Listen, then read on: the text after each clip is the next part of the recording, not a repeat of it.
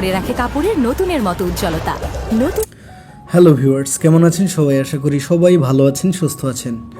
বরাবরের মতো আবারও একটি ধামাকাদার আপডেট নিয়ে চলে আসলাম আপনাদের মাঝে। আজকের এই ভিডিওতে আমি আপনাদের এটা আমাদেরই গল্প নাটকের 37 নম্বর পর্ব সম্পর্কে জানাবো। অর্থাৎ এটা আমাদেরই গল্প নাটকের 37 নম্বর পর্ব কবে কখন রিলিজ পাবে এবং এটা আমাদেরই গল্প নাটকের 37 নম্বর পর্বে কি কি ঘটবে ইত্যাদি বিষয় সম্পর্কে আপনাদের জানাবো। সো ভিডিওটি না টেনে একদম শেষ মুহূর্ত পর্যন্ত দেখতে থাকুন। আর চ্যানেলটিতে নতুন দর্শক হলে অবশ্যই সাবস্ক্রাইব করে দিন। অলরাইট গাইস, এটা আমাদেরই গল্প নাটকের 37 নম্বর পর্বটি মার্চ মাসের 11 তারিখে বুধবার সিনেমাওয়ালা ইউটিউব চ্যানেলে রিলিজ পাবে। এটা আমাদেরই গল্প নাটকের 37 নম্বর পর্বে কি কি ঘটবে তা বিস্তারিত ভিডিওটি না টেনে শেষ মুহূর্ত পর্যন্ত দেখতে থাকুন। পুরনো তিনতলা বাড়িটা দূর থেকে দেখলে মনে হয় সময়ের ভাঁজে আটকে থাকা একটি ইতিহাস। লালচে ইটের গায়ে শাওলা, বারান্দার গ্রিলের রং উঠে গেছে, ছাদের কার্নিশে কবুতরের বাসা, অথচ ভেতরে একটি পরিবার, বহু বছরের স্মৃতি, অগণিত না বলা কথা আর এমন কিছু গোপন সত্য যেগুলো প্রকাশ পেলে ঝড় তুলতে পারে। এই বাড়িটা শুধু একটা স্থাপনা নয়, এটা হাসান সাহেবের গর্ব, রওশনারার আশ্রয়, ফাহাদ ও সামিরের শৈশব, আর এখন আরিয়ানের নতুন পরিচয়। হাসান সাহেব যখন বাড়িটা বানান তখন তার বয়স 30-এর কাছাকাছি। সদ্য ব্যবসার দাঁড়াতে শুরু করেছেন। নিজের বাবার ভাঙা ঘর থেকে উঠে এসে তিনি শপথ করেছিলেন, আমার ছেলেরা মাথা উঁচু করে এখানে থাকবে। রওশনারা তখন নতুন বউ, স্বপ্ন ভরা চোখে বলেছিলেন, বাড়িটা বড় করো না, সংসারটা বড় করো। হাসান সাহেব হেসেছিলেন, দুটোই বড় করব। সময় এগিয়েছে, ফাহাদ জন্মালো, তারপর সামির। বাড়ির প্রতিটি কোণ তাদের ঝোপঝাপে ভরে উঠল। ছাদের কংক্রিট, বারান্দার পড়াশোনা, ডাইনিং টেবিলে ঝগড়া, সব মিলিয়ে একরাশ জীবন। কিন্তু সেই জীবনের ভেতরেই ছিল গোপন এক অধ্যায়। বিয়ের আগে ব্যবসা শুরুতে দিনগুলোতে হাসান সাহেবের জীবনে এসেছিল আরেকটি সম্পর্ক, অল্প দিনের ভুলভ্রান্তিতে ভরা আবেগপ্রবণ এক সম্পর্ক। সে সম্পর্কের ফল একটি সন্তান। ছেলেটির নাম রাখা হয় আরিয়ান। মায়ের সঙ্গে দূরে বড় হয়েছে সে। হাসান সাহেবও আর্থিক সাহায্য করতেন, কিন্তু প্রকাশ্যে কখনো স্বীকার করেনি। তিনি ভেবেছিলেন সময়ের সঙ্গে বিষয়টা মুছে যাবে, কিন্তু রক্তের সম্পর্ক মুছে যায় না। রওশনারা সব জানতেন। প্রথম দিকে ভেঙে পড়েছিলেন, কিন্তু সংসার ভাঙতে দেননি। নিজের কষ্ট গোপন করে স্বামীকে শর্ত দিয়েছিলেন, আমার ছেলেদের ভবিষ্যৎ আগে। হাসান সাহেব মাথা নত করেছিলেন। বছর পেরিয়ে গেছে, ফাহাদ চাকরিতে স্থির, সামির একটু আলাদা, স্বপ্নবাজ, ঝুঁকি নিতে ভালোবাসে। সে চেয়েছিল নিজের ব্যবসা দাঁড় করাতে। এক বন্ধু রাশেদের সঙ্গে পার্টনারশিপে নেমে গেল। রাশেদ কথা বলতে জানে, বড় বড় স্বপ্ন দেখাতে জানে। দেখিস, তুই 2 বছরের মধ্যে আমরা শহরের সেরা কন্ট্রাক্টর হব। সামিরও বিশ্বাস করেছিল। ব্যাংক থেকে লোন নেওয়া হলো 25 লাখ টাকা, বাড়ির কথা না জানিয়ে। ভেবেছিল ব্যবসা দাঁড়ালে সব শোধ হয়ে যাবে, কিন্তু হিসাবের খাতায় গরমিল ছিল। রাশেদ ধীরে ধীরে টাকা সরাতে শুরু করলো, সাইন জাল করলো, প্রকল্পে লোকসান দেখিয়ে আসলে নিজের পকেট ভরল। 2 মাস কিস্তি বাকি পড়তেই ব্যাংকের নোটিশ এলো। সকালে দরজায় কড়া নাড়া। 2 জন ব্যাংক কর্মকর্তা, মিস্টার সামির চৌধুরী। 7 দিনের মধ্যে টাকা না দিলে প্রপার্টি অ্যাটাচমেন্ট প্রসেস। রওশনারার চেয়ারে বসে পড়লেন, এই বাড়ি যাবে? ফাহাদ দাঁতে দাঁত চেপে বলল, যাবে না। সামির মাথা নিচু করে বসে অপরাধ বোধে গলা শুকিয়ে গেছে। রাতে 2 ভাই ছাদে দাঁড়ায়, আকাশে মেঘ। ফাহাদ বলল, তোকে মারতে ইচ্ছে করছে, কিন্তু তার চেয়ে বেশি ইচ্ছে করছে তোকে বাঁচাতে। সামিরের চোখে জল, আমি সব নষ্ট করে ফেলেছি। ফাহাদ হাত রাখলো কাঁধে, কিন্তু কিছু নষ্ট হয়নি।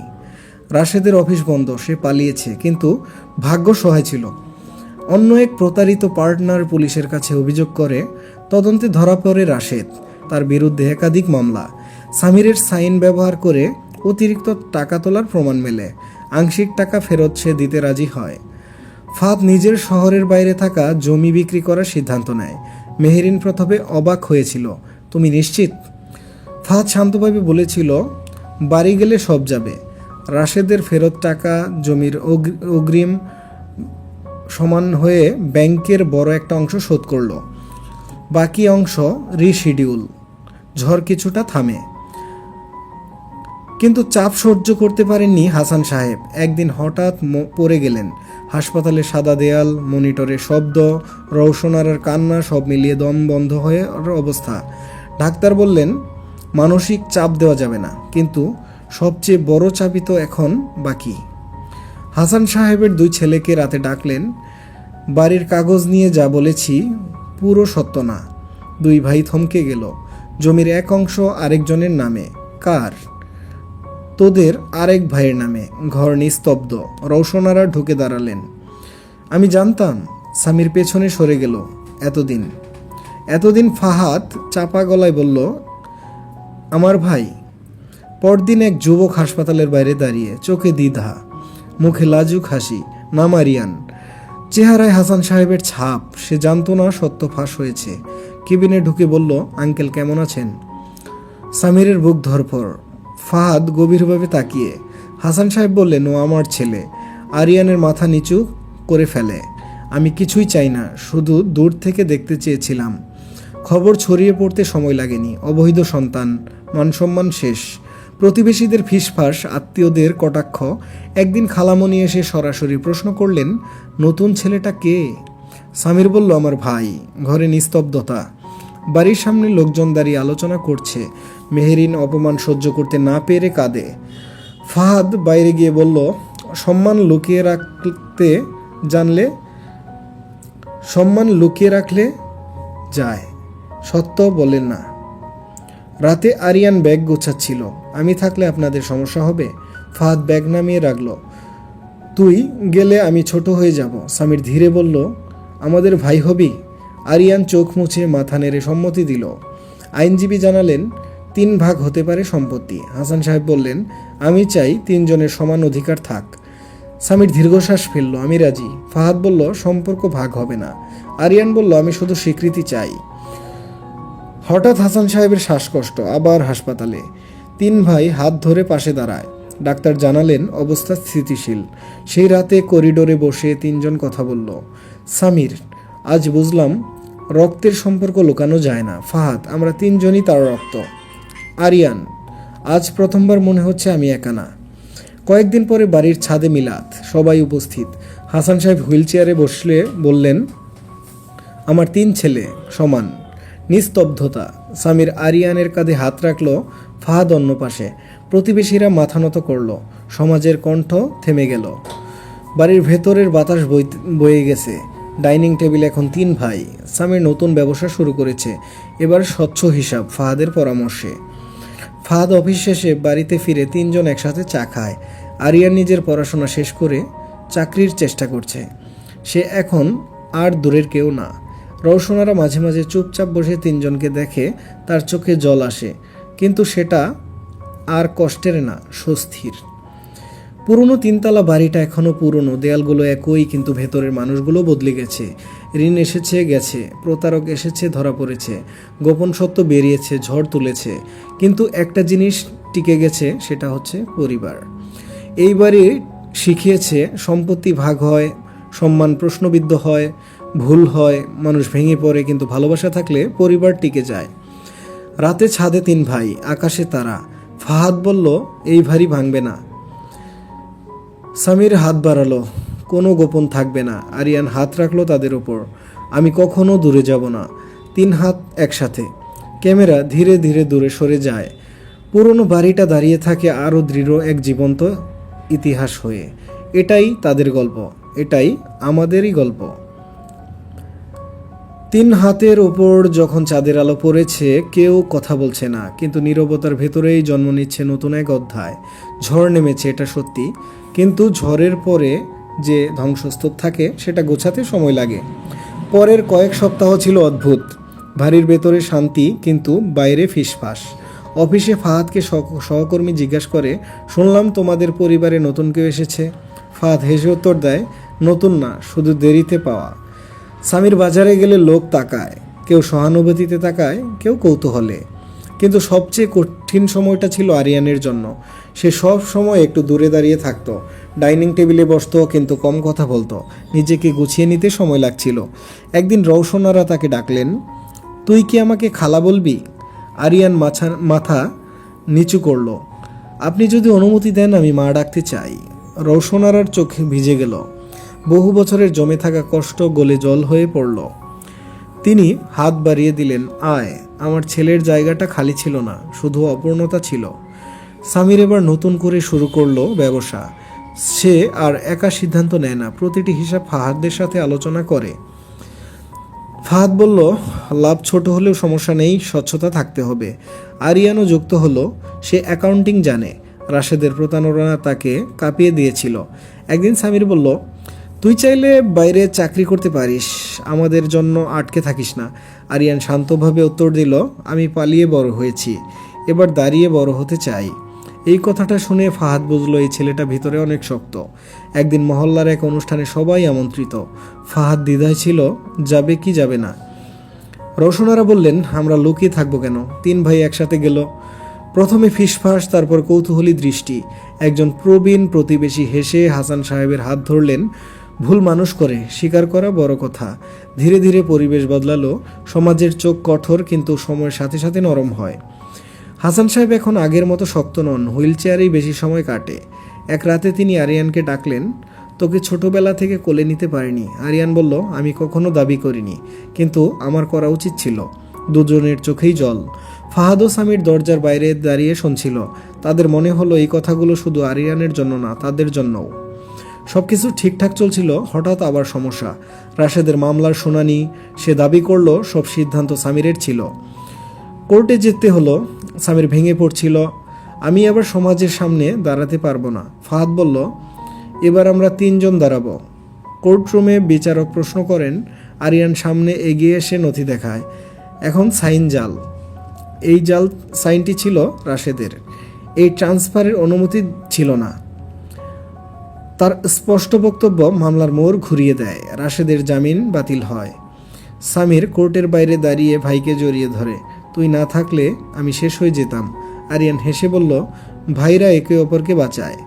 আগে এই বাড়িতে অনেক গোপন দরজা ছিল, অনেকে অনেক কথা না বলার অভ্যাস ছিল। এখন নিয়ম হয়েছে, প্রতিদিন রাতে সবাই একসাথে বলে কথা বলে। কে কেমন দিন কাটালো, কে কি ভাবছে সব শেয়ার করে। মেহরিন ও সায়রাও স্বস্তি পায়। একদিন সায়রা বলল, ঝড় না এলে আমরা বুঝতামই না আমরা কতটা দুর্বল ছিলাম। ফাহাদ উত্তর দিল, ঝড় আমার ভাঙেনি, পরীক্ষা নিয়েছে। আইনজীবীর মাধ্যমে সম্পত্তি 3 ভাগের কাগজ প্রস্তুত হয়, কিন্তু একটা সিদ্ধান্ত সবাইকে অবাক করে। আরিয়ান নিজের অংশ লিখে দেয় 2 ভাইয়ের সন্তানের নামে। আমি নিজের পরিশ্রমে দাঁড়াতে চাই, বাড়ি থাকবে সবার। হাসান সাহেব কেঁপে ওঠেন, তোকে কি আমি কিছুই দিতে পারলাম না? আরিয়ান হাত ধরে বলে, আপনি আমাকে পরিচয় দিয়েছেন, এর চেয়ে বড় আর কিছু নেই। বছর ঘুরে যায়। সামিরের ব্যবসা ছোট হলেও স্থিতিশীল। ফাহাদ পদোন্নতি পায়। আরিয়ান একটি প্রতিষ্ঠানে চাকরি শুরু করে। বাড়ির দেয়ালে নতুন রং লাগে, পুরনো ফাটল মেরামত হয়। কিন্তু সবচেয়ে বড় পরিবর্তন, হাসির শব্দ বেড়েছে। ডাইনিং টেবিলে এখন বিতর্ক হয়, রাজনীতি, ব্যবসা, সিনেমা এসব নিয়ে। কেউ আর কাউকে এড়িয়ে যায় না। এক সন্ধ্যায় ছাদে বসে 3 ভাই চা খাচ্ছিল। সূর্য ডুবছে। ফাহাদ বলল, আমরা কি সত্যি সব পেরিয়ে এসেছি? সামির হেসে বলল, জীবনে আবার ঝড় আসবে। আরিয়ান যোগ করলো, কিন্তু এবার আমরা জানি ঝড় একসাথে কিভাবে সামলাতে হয়। নিচে হাসান সাহেব বারান্দা থেকে তাকিয়ে আছেন, তার চোখে তৃপ্তি। তিনি জানেন ভুল করেছেন, কিন্তু শেষটা ঠিক পথে নিয়ে এসেছেন। পুরনো 3 তলা বাড়িটা এখন আর ভারী লাগে না। দেয়ালগুলো এখন চুপ, কিন্তু ভেতরে আর ঝড় নেই, আছে শক্ত শিকড়ের মতো সম্পর্ক।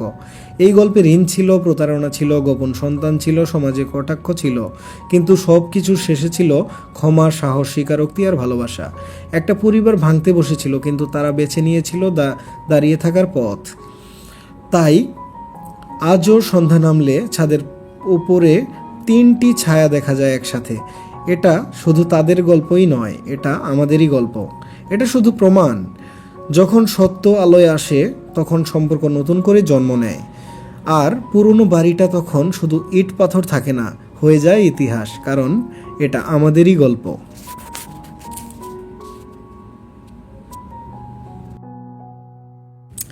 হ্যালো ভিউয়ার্স, কেমন আছেন সবাই? আশা করি সবাই ভালো আছেন, সুস্থ আছেন। বরাবরের মতো আবারও একটি ধামাকাদার আপডেট নিয়ে চলে আসলাম আপনাদের মাঝে।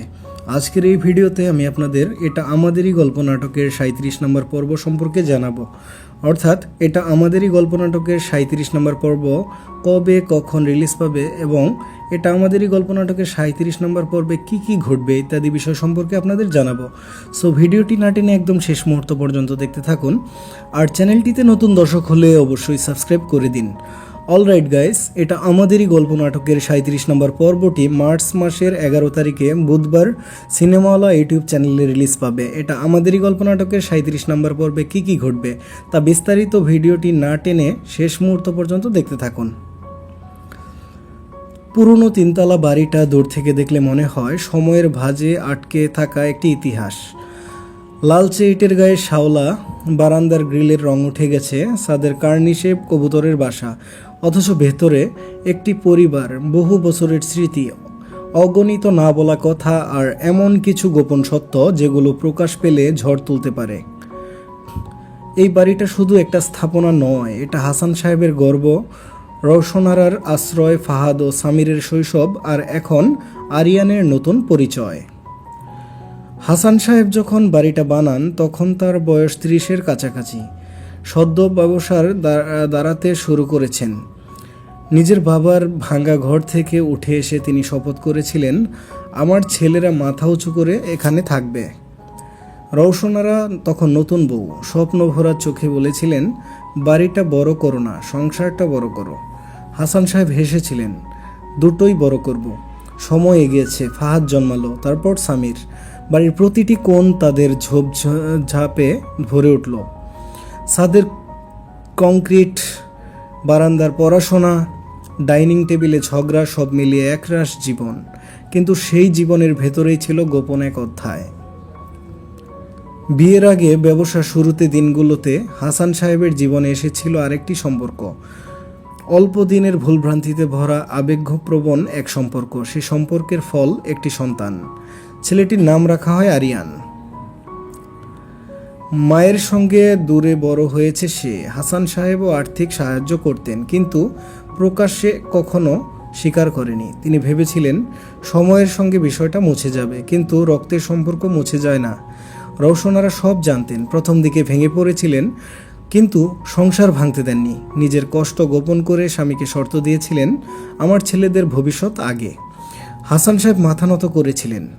বছর পেরিয়ে গেছে, ফাহাদ চাকরিতে স্থির, সামির একটু আলাদা, স্বপ্নবাজ, ঝুঁকি নিতে ভালোবাসে। সে চেয়েছিল নিজের ব্যবসা দাঁড় করাতে। এক বন্ধু রাশেদের সঙ্গে পার্টনারশিপে নেমে গেল। রাশেদ কথা বলতে জানে, বড় বড় স্বপ্ন দেখাতে জানে। দেখিস, তুই 2 বছরের মধ্যে আমরা শহরের সেরা কন্ট্রাক্টর হব। সামিরও বিশ্বাস করেছিল। ব্যাংক থেকে লোন নেওয়া হলো 25 লাখ টাকা, বাড়ির কথা না জানিয়ে। ভেবেছিল ব্যবসা দাঁড়ালে সব শোধ হয়ে যাবে, কিন্তু হিসাবের খাতায় গরমিল ছিল। রাশেদ ধীরে ধীরে টাকা সরাতে শুরু করলো, সাইন জাল করলো, প্রকল্পে লোকসান দেখিয়ে আসলে নিজের পকেট ভরলো। 2 মাস কিস্তি বাকি পড়তেই ব্যাংকের নোটিশ এলো। সকালে দরজায় কড়া নাড়া, 2 জন ব্যাংক কর্মকর্তা, মিস্টার সামির চৌধুরী।